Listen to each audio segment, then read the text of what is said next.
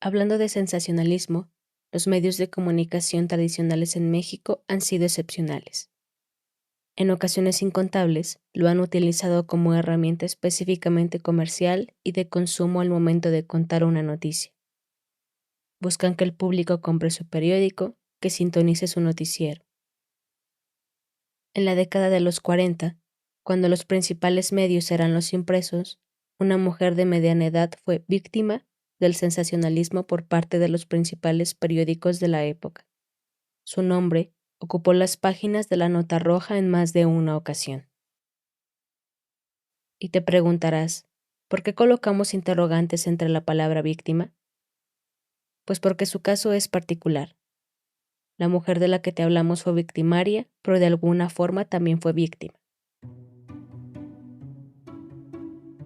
Nosotros somos Arlet García y Carolina Camacho, y les damos la bienvenida a Periódicas, el podcast que da una mirada al pasado de las mujeres y lo traduce al presente, con todo lo bueno y lo malo que eso puede significar.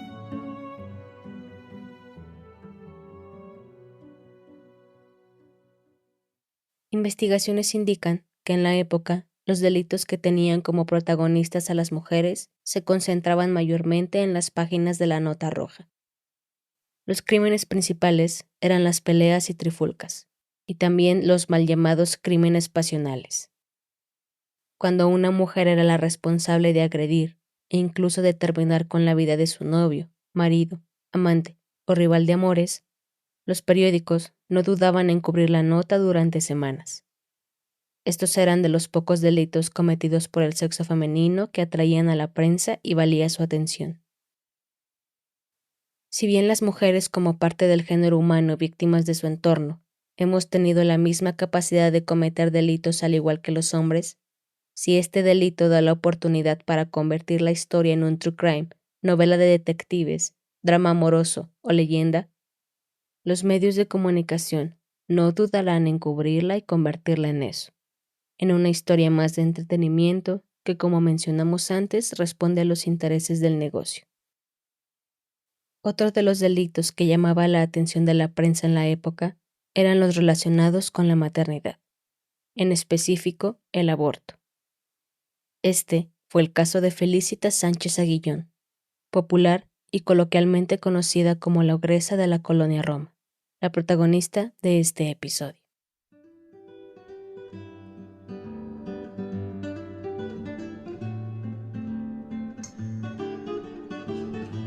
Nos encontramos en la Ciudad de México, década de los 40, momento culmen para el desarrollo de la modernización de las grandes ciudades del país y en especial la del entonces llamado Distrito Federal.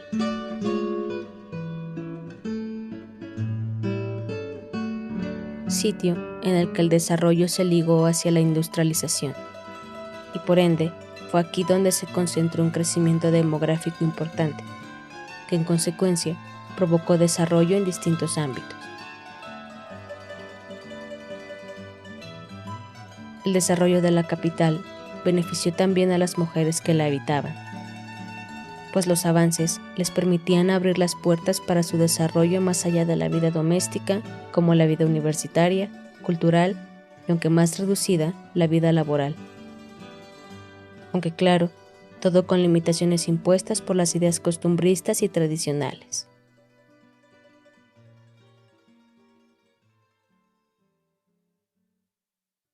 El desarrollo en el centro del país, y por ende en el crecimiento poblacional de la zona, trajo nuevos problemas a los cuales la sociedad debía enfrentarse. Más personas, nuevas formas de vida e interacción, que incluyen sí, convivencia, desarrollo e incluso intercambios culturales, pero también delitos. Formas distintas de transgredir el orden legal entre la población de ambos sexos. Es aquí donde la prensa vio y tomó la oportunidad de narrar las nuevas historias que se desencadenaban en la gran ciudad. Una de esas historias tuvo como escenario a la colonia Roma. Una llamada realizada el 9 de abril de 1941 alertó directamente a los reporteros del periódico La Prensa, especializado en Nota Roja, sobre el hallazgo por segunda ocasión de restos humanos en el desagüe de la casa número 9 de la Cerrada Salamanca.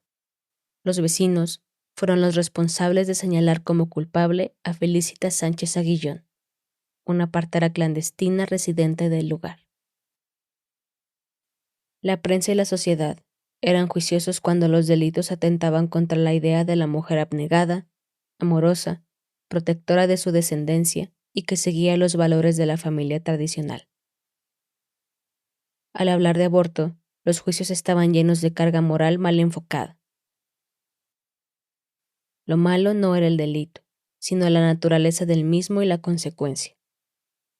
En un contexto donde la interrupción del embarazo no tenía mayor regularización, en la práctica, las víctimas no eran ni la mujer ni el embrión. Lo delicado y la preocupación de la opinión pública se perfilaban hacia la deshonra para la familia, la deshonra para los esposos e incluso para la comunidad. Y en ese sentido, los juicios no solo señalaban a las mujeres que decidían interrumpir su embarazo, sino también a las y los practicantes del mismo. Entonces, la historia de Felicitas fue perfecta para que los medios descargaran todo el sensacionalismo posible a la hora de contarla. El ensayo sobre el caso de la doctora Marta Santillán Esqueda, titulado La descuartizadora de la Roma, aborto y maternidad, Ciudad de México, década de los 40, contiene un análisis de 3 periódicos que cubrieron la noticia. La Prensa, diario especializado en nota roja. Excelsior, impreso conservador y principal promotor de la maternidad. Y el periódico Universal, que a lo largo del desarrollo de estos hechos mostró una visión más moderada. La doctora Santillán expone que el primer encabezado sobre el caso en el diario La Prensa decía: descuartizadora de pequeñuelos en la colonia Roma. El Universal y Excelsior, por su parte, al principio presentaron la noticia con mayor objetividad, pero con el transcurrir de los días, el Universal fue aumentando el tono sensacionalista. Estos medios se encargaron de vender la noticia como un auténtico horror. Utilizaban calificativos como la infame mujer, vil comadrona y mujer de pésimos antecedentes. La apodaron ogresa y mujer hiena. Se concentraron en su aspecto físico describiéndola como bruja, gorda, fea y repugnante con ojos de sapo. Día a día se llenaban las hojas con la noticia sobre Felicitas. Incluso se le acuñaron delitos muy delicados como el infanticidio y tráfico infantil. Sin ninguna prueba y con el afán de exacerbar el ánimo de los lectores, se alentaba que la comadrona le había sido infiel a su marido, que había abandonado a su anciana madre y regalado a sus 2 hijas, que vivía con un nuevo amante y que embrujaba a la mujer de su exmarido. Incluso las fotografías expuestas en los diarios eran ejemplos claros de objetivización.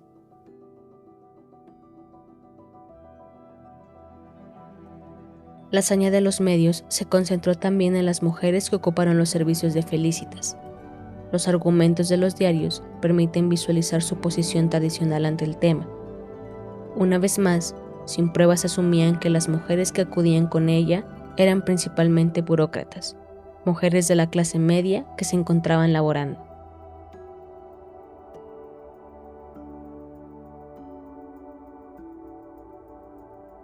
En pocas palabras, hacían ver estos avances progresistas en la vida de las mujeres como la razón principal de la práctica de la interrupción del embarazo.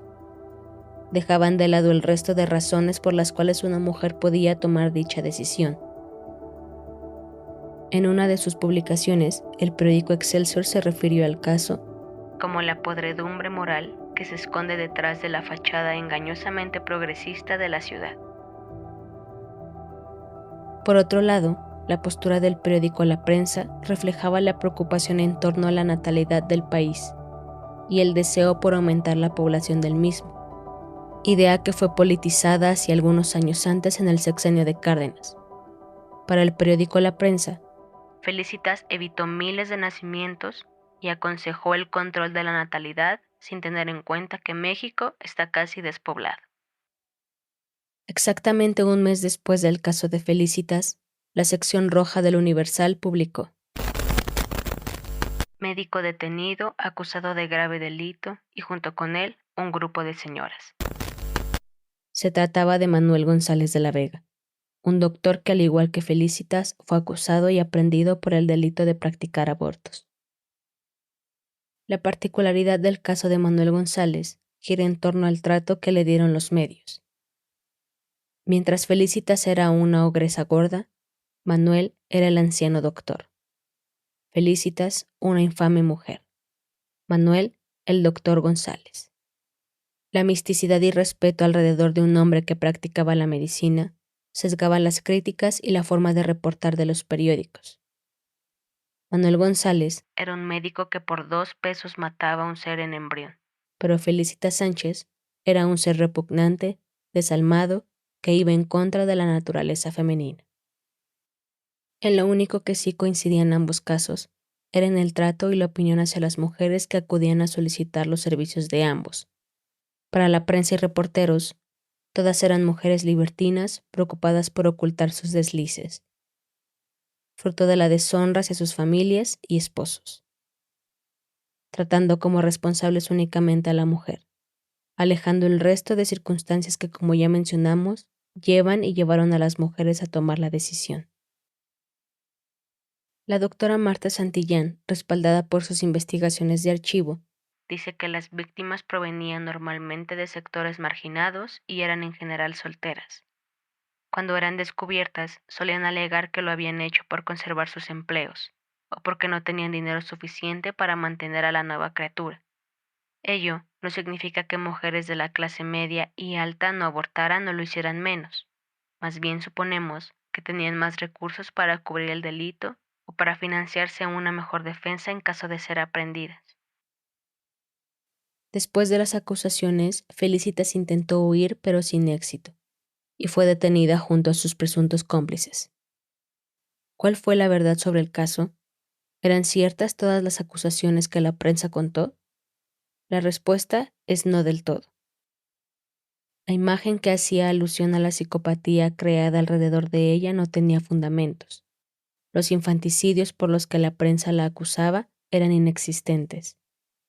En realidad, los diarios empleaban el término para referirse ampliamente al asesinato de un infante, y no conforme al concepto legal. La pena en torno a los abortos no pudo ser aplicada por falta de pruebas, pues según el Código Penal de la época, para condenarla debía presentarse alguna de las madres clientas como prueba. En su detención, según el periódico La Prensa, la criminal declaró que atendía a muchas mujeres con embarazos complicados y con pocos meses de gestación. Aseguró que las madres acudían a ella con hemorragias inevitables. Las ayudaba a sobrevivir y se deshacía de los fetos arrojándolos al WC. El delito por el cual sí se le encontró culpable fue el de violación a las leyes de inhumaciones. Pagando una fianza de 600 pesos quedó en libertad.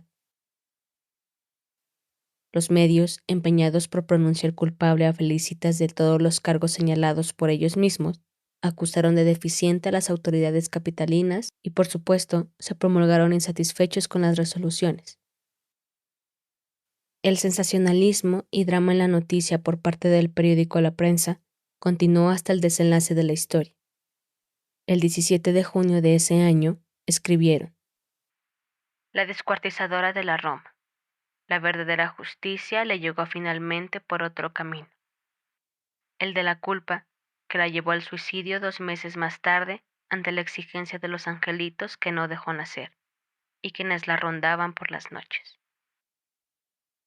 El caso de Felicitas Sánchez abrió el debate respecto a la interrupción del embarazo en la década, y más que debate, destapó las opiniones de la sociedad proyectadas en los discursos de la prensa.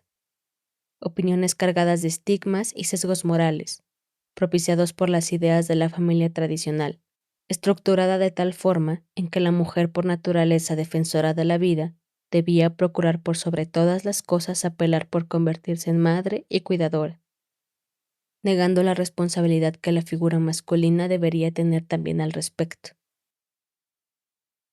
A la postre, la historia de Felicitas se contó como una historia extraordinaria, que la ha convertido en una leyenda oscura narrada con fines de entretenimiento. Es tan sencillo como escribir su nombre en el buscador, para darse cuenta que la historia a la fecha se sigue contando bajo ese discurso sensacionalista. Este episodio lo basamos en su mayoría en el ensayo de la doctora Marta Santillán Esqueda, titulado La descuartizadora de la Roma, Aborto y Maternidad, Ciudad de México, década de los 40, que forma parte del libro Crimen y Justicia en la Historia de México, Nuevas Miradas, coordinado por el Dr. Salvador Cárdenas Gutiérrez y la doctora Elisa Speckman Guerra, editado por la Suprema Corte de Justicia de la Nación.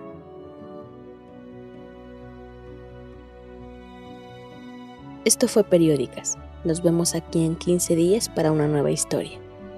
Síguenos en tu plataforma de podcast favorita y en nuestras redes sociales. Compártenos con tus amigas, primas, hermanas, tías, vecinas, compañeras o con quien tú quieras. Que todas merecemos conocer nuestro pasado y traducirlo al presente, con todo lo bueno y lo malo que eso puede significar.